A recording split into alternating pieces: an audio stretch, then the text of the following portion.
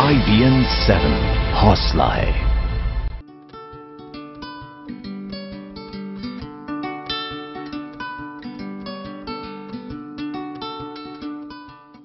नमस्कार, स्वागत है आपका। मैं आपके साथ पायल भुयन। जानी मानी गायिका आशा भोसले को हाल ही में दुबई इंटरनेशनल फिल्म फेस्टिवल में लाइफ टाइम अचीवमेंट अवार्ड से सम्मानित किया गया। इस अवार्ड को पाकर वो काफी खुश हैं। आशा का कहना है कि ये अवार्ड इसलिए भी महत्वपूर्ण है क्योंकि ये किसी दूसरे देश से नहीं मिला, बल्कि उन्हें दिया गया है जिसकी जुबान भारतीय नहीं है। आशा ने कहा कि वो बहुत खुश हैं और हमारा संगीत पूरी दुनिया में छाया हुआ है और पूरे विश्व में ऐसा कोई कोना नहीं है जहां अब भारतीय संगीत सुना और सराहा नहीं जाता हो। आइए देखते हैं आशा भोसले से खास बातचीत। हमारे साथ है आशा भोसले, जिन्होंने हाल ही में दुबई इंटरनेशनल फिल्म फेस्टिवल में लाइफ टाइम अचीवमेंट अवार्ड से नवाजा गया है। आशा जी, आपका बहुत बहुत स्वागत है। Thank you. बताइए, आपको बहुत सारे अवार्ड्स मिले हैं देश भर में और इंटरनेशनल सर्किट में भी आप एक जानी मानी हस्ती हैं, तो उस संदर्भ में ये दुबई इंटरनेशनल फिल्म फेस्टिवल कितना स्पेशल है और कैसा रहा आपका जो एक्सपीरियंस था? ये अवार्ड मेरे लिए बहुत महत्वपूर्ण इसलिए है क्योंकि ये बाहर का अवार्ड है। इंडिया में मुझे बहुत अवार्ड मिले हैं, लेकिन ये अवार्ड उन लोगों ने दिया है जिनकी ज़बान हिंदी नहीं है। चाइनीज़, जापानीज़, ईरान के लोग और लेबनीज़ और सब लोग थे वहाँ पे, और जो बैठे हुए थे सब वाइट कंदोरा में बैठे हुए थे और मैं अकेली साड़ी में थी।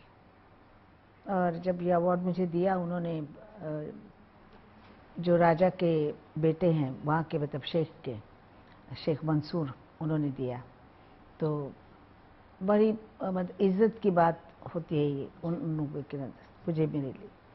तो अवार्ड दिया तो अच्छा लगा, इसलिए कि जय हिंदुस्तान मन में यही आ रहा था, मेरा भारत यही आ रहा था। फिर मैंने जो भी बात की उनके लिए, उनकी ज़बान में थोड़ी बात की, इंग्लिश में बोला ये।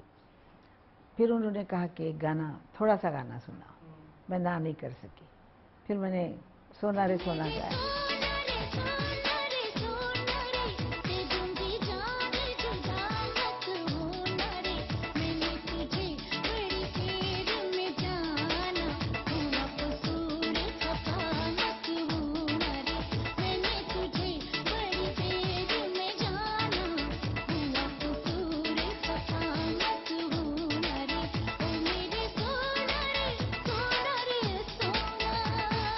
जब सोना रे सोना गाया मैंने, तो सारे लोग तालियां बजा रहे थे।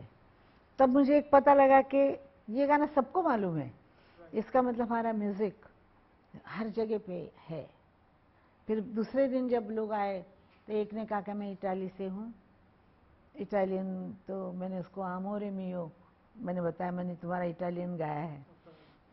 उसके बाद जापानीज, चाइनीज सब लोग आए, इंटरव्यू किया उन्होंने। तो बहुत अच्छा लगा कि हमारा वॉइस, हमारा म्यूज़िक हम जग के हर कोने में फैल गए हैं। ऐसा कोई कोना नहीं है जहां इंडिया का म्यूज़िक नहीं है। आप बताइए, आपने रिसेंटली कोलैबोरेट किया है लता जी के साथ एक गाने के लिए, एक एल्बम के लिए, विच कम्स आफ्टर 30 इयर्स। तो वो एक्सपीरियंस कैसा था, क्या कारण था, अगर आप हमें बता सकते हैं तो? ये बात मुझे दुबई में भी पूछी गई, फोटो भी लोगों ने छापे कि हम दोनों गा रहे हैं, पर ऐसी कोई बात अभी तक हुई नहीं है कि हम दोनों एक साथ गाएंगे। वैसे उसकी अपनी रिकॉर्डिंग थिएटर है, वो गाती रहती, वहाँ जाके उसका दिल करता है जाके भजन वगैरह गाती है। तो मैं उसको बोलूँगी कि तुम म्यूज़िक दो, मैं गाती हूँ। आपका अभी एक एल्बम निकला है, मैं हवा, जिसमें आपने लता मंगेशकर के साथ कोलैबोरेट किया है 30 इयर्स के बाद। ये बहुत बड़ा पड़ाव है। टेल अस, क्या एक्सपीरियंस रहा, इतने साल क्यों लग गए? मेरी बहन का जो हस्बैंड है निशित शाह, मेरी बहन की लड़की, मीना तई की लड़की रचना, उसका हस्बैंड है निशित शाह। वो इंडिया में क्या बाहर भी बहुत नामवर डॉक्टर है, जो क्या बोलते हैं, गला नाक वगैरह सब, क्या बोलते हैं उसको, ENT ना, ENT। और वो स्पेशलिस्ट है कि नाक से यहाँ का ऑपरेशन करता है। उसका भाई है छोटा, जो बहुत 1.5 लाख तनख्वाह थी उसकी, और ये जो फूड का कुछ क्या मिलाते हैं फूड टिकाने के लिए, उसका कुछ काम, फूड टेक्नोलॉजी, मेरे को सब याद नहीं रहता, तो वो करता था। और अचानक उसने नौकरी छोड़ दी और कहा मैं म्यूज़िक करूँगा। उसने थिएटर बना लिया वहाँ पेडर रोड पे, हमारे घर के पीछे ही, और रहते हैं वो। उन्होंने उसने बनाया और मुझे गाना भेज दिया कि गाना गाओगी। मैंने ऐसे कहा गाना, मैं तुम्हारा गाना गाऊंगी, छोटा लड़का है। तो उसने मेरे को गाना भेज दिया, तो मैं 1 महीने भर तक पड़ा रहा मेरे पास। मैंने कहा गाऊंगी, क्या जल्दी है, ऐसे करके। और फिर मैंने गाया, 20 मिनट में वो रिकॉर्ड हो गया गाना। एक ही रूम में हम लोगों ने ऐसे, ये नहीं कुछ बहुत तो ये किया, उसने खुद ये बजाया, क्या बोलते हैं उसको, गिटार बजाता है, बहुत सुंदर गिटार बजाता है। और वो गाना मैंने रिकॉर्ड किया, भूल गई मैं।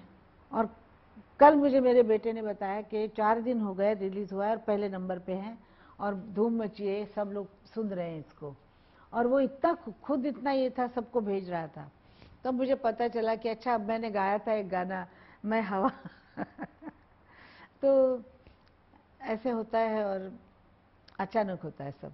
आपने अभी अभी एक मराठी फिल्म के लिए एक लावनी सॉन्ग गाया है, वो बहुत ही मुश्किल होता है। तो क्या कारण है आशा भोसले अपने आप को हिंदी फिल्म से दूर रखती हैं, हिंदी फिल्म के गाने नहीं गाती हैं? कोई स्पेशल वजह है या आपको लगता है कि उस तरह के गाने आपको नहीं गाने मिलते हैं, इसीलिए शायद आप अपना डिस्टेंस मेंटेन करना चाहती हैं? मैं एक बात बताती हूँ आपको, गाना मैंने 10 साल की उम्र से मैंने गाया है, अच्छे अच्छे म्यूजिक डायरेक्टर, बड़े बड़े सिंगर्स के साथ, मतलब क्या नहीं गाया, कितने गाने गाए। एक वक्त आ जाता है 13,000 गाने गाने के बाद। देखिए मेरा जो A.R. रहमान के जो गाने मैंने गाए वो तो मेरे बुक में आए नहीं, उसके बाद का कोई भी नहीं आया गाना, मतलब ज़्यादा हो गए गाने। एक वक्त ऐसा आ जाता है कि आदमी सोचता है कि यार बहुत हो गया, अभी कुछ नया, कुछ अच्छा कुछ मिले तो गाएं, अच्छा मिले कुछ तो गाएं, ऐसा हो जाता है। और आदमी ये हो जाता है। प्रोग्राम में बहुत अच्छा लगता है कि वो अपने मन से आदमी गा सकता है, उसको इम्प्रोवाइज़ कर सकता है, और वहीं रसीद मिल जाती है सामने से अच्छा बुरे की, तो बहुत अच्छा लगता है।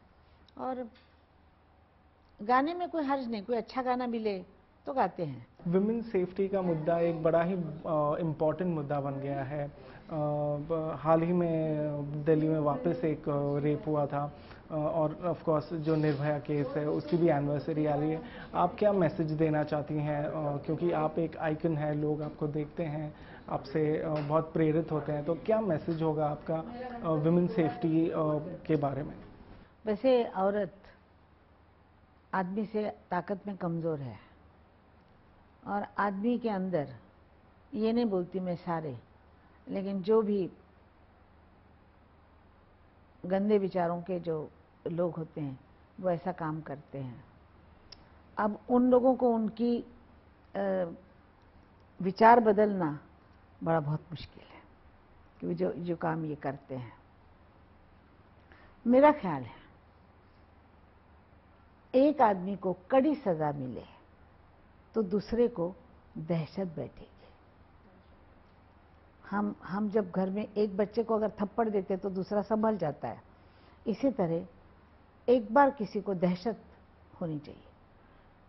हमारे कानून में इतनी बड़ी दहशत है नहीं, इसके लिए 3-4 महीने की सज़ा होके वो छूट के फिर वही काम करता है। उनको ऐसे कुछ दहशत होनी चाहिए जिससे ये काम वो ना करे।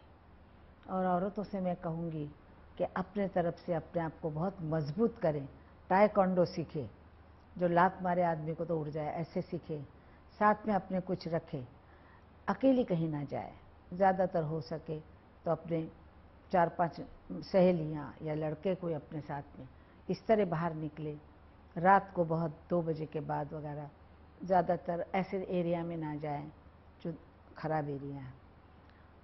उसके बावजूद जो लोग करते हैं उसको तो मतलब, जो जैसे मैं दिल्ली में थी और दिल्ली में तभी वो किस्सा हुआ था कुछ बस का वगैरह, तो मैं हैरान थी।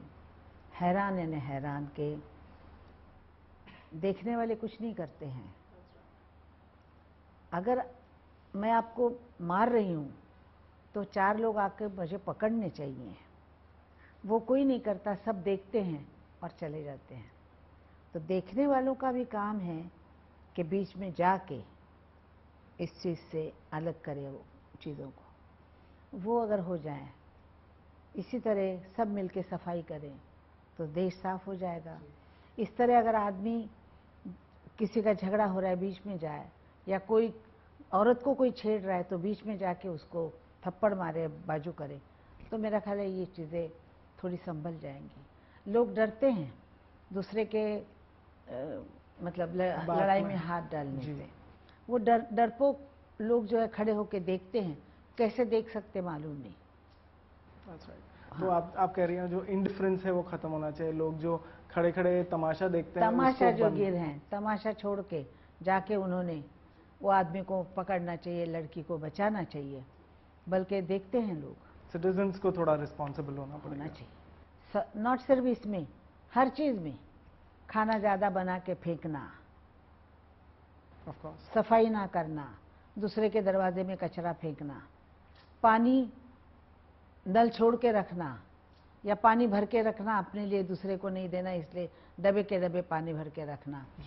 ये जितनी भी चीज़ें हैं, ये हर इंसान को सोचना चाहिए कि एक पानी का बूंद 1000 रुपए का है। पानी कम यूज़ करो, पानी की बहुत ज़रूरत है। इलेक्ट्रिसिटी की बहुत ज़रूरत है, कम यूज़ करो, जब चाहे तभी लगाओ, बाद में कम करो। कचरा सफ़ा करो। ये सब चीज़ें अगर मैं किसी भी खाने के अपना खेलने के जगह पे या चौपाटी पे वो प्लास्टिक फेंका होता है, बोतल फेंकी होती है, सब फेंका होता है, वो अगर आदमी ना करे तो ये हमारा देश साफ सुथरा होगा। और अगर आदमी से जुट के काम करे तो ये गंदगी खराब निकल जाएगी।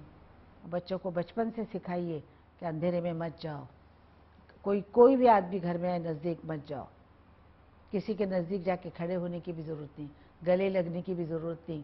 दूर से, हमारी कितनी अच्छी तब परंपरा है, हाथ से हाथ नहीं मिलाते, हम लोग नमस्कार करते।